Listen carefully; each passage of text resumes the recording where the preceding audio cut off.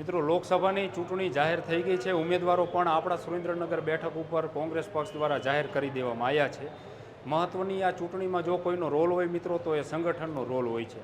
સુરેન્દ્રનગર જિલ્લાના કોંગ્રેસના પ્રમુખ નવસાદભાઈ સોલંકી આપણી સાથે છે. નવસાદભાઈ સાથે થોડીક વાત કરીએ. નવસાદભાઈ, તે દિવસે તો મળ્યા હતા, પરંતુ તમારે પણ કાર્યક્રમો એટલા હતા આગળ, એટલે વાત નથી થઈ શકી. નવસાદભાઈ, આખા જિલ્લામાં એટલે આપણા લોકસભા મત વિસ્તારમાં તમે પણ પ્રવાસને કર્યો. મતદારો જે છે, મતદારોનો કેવો ઝુકાવ, આમ કોના તરફી વધારે લાગે? આમ તો તમે કોંગ્રેસમાં છો એટલે તો તમે તમારું જ કહેવાના. સૌ પ્રથમ તો તમારી ચેનલ મોરબી અપડેટને મારા સૌ ફોલોઅર્સને મારા ખૂબ ખૂબ પ્રણામ કરું છું, નમસ્કાર કરું છું. અને ખરેખર સંગઠનનો ખૂબ મહત્ત્વનો રોલ હોય છે.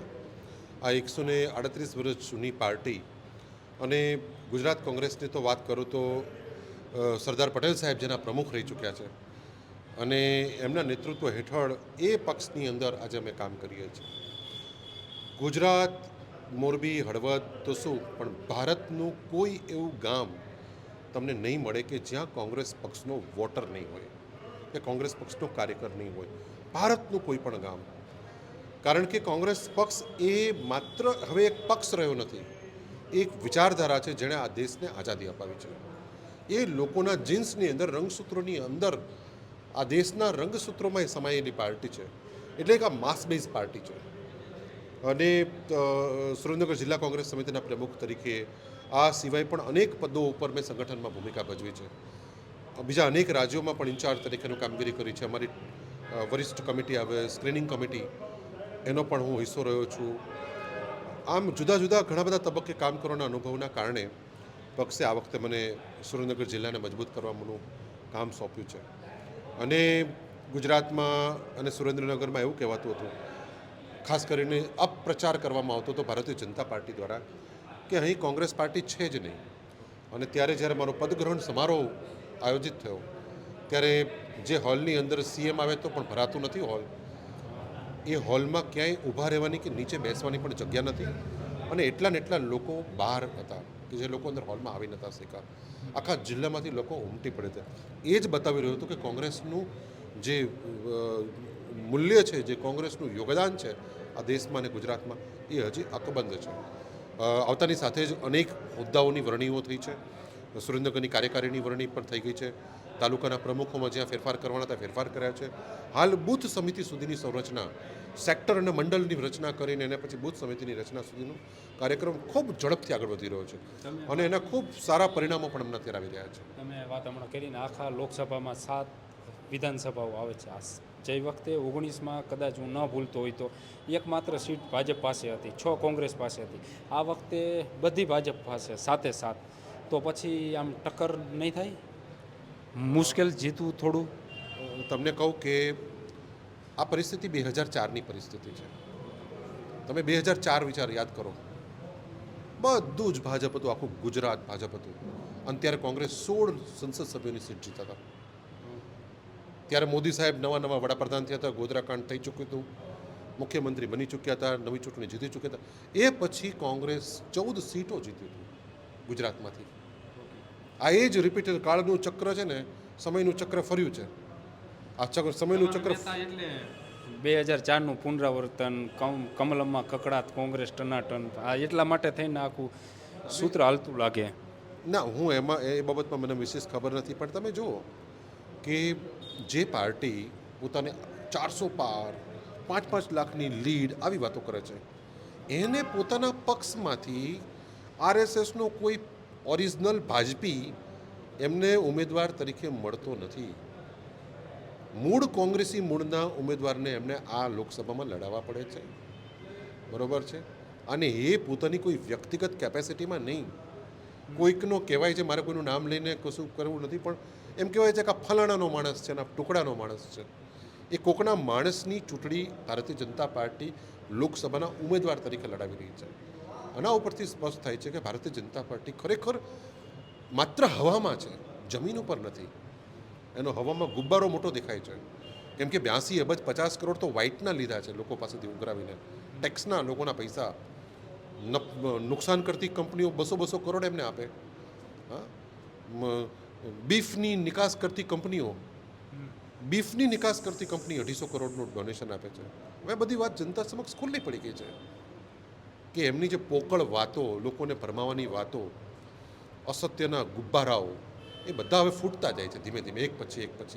અમે જોયું એ અત્યારે વાત કરે છે આ સુરેન્દ્રનગર લોકસભાની 5 લાખથી એક પણ મત ઓછો નથી થવાનો કે 5 લાખ પ્લસની લીડથી જીતવાનું છે. તો આમાં તમારું શું કહેવું? હું તમને ભારતીય જનતા પાર્ટીના 1 થી 100 જુઠ્ઠાણાઓ ગણાવી દઉં. હા, એ જ છે ટૂંકમાં જૂઠાણું. એ પૈકીનું એક છે. તમે મને અત્યારે જ આપણે ચર્ચા કરીએ, તમે મને કોંગ્રેસ પાર્ટીના 10 જુઠ્ઠાણા યાદ કરાવો, હું એનો જવાબ આપું.